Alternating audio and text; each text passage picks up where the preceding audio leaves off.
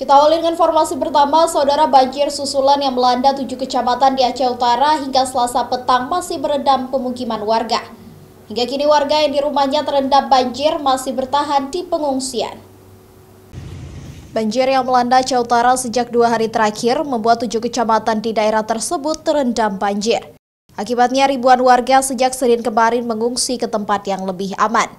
Hingga Selasa petang, warga di Desa Baru, Kecamatan Matangkuli, Aceh Utara masih terus bertahan di lokasi pengungsian di Langgar atau Menasah desa setempat.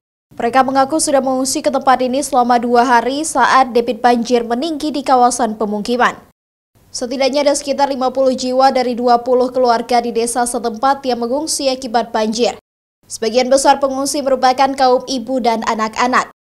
Sejauh ini para pengungsi mengaku mulai kekurangan logistik makanan serta membutuhkan obat-obatan mengingat sejumlah pengungsi mulai terserang penyakit seperti gatal-gatal dan diare. Ya, banyak juga ya, 50% dari warga sini ya. Untuk yang mengungsi di Menasah ini ada berapa? Ada sekitar 20 kakak. Sama makanan, pengobatan. Ada yang sakit? Ada 1-2 ada.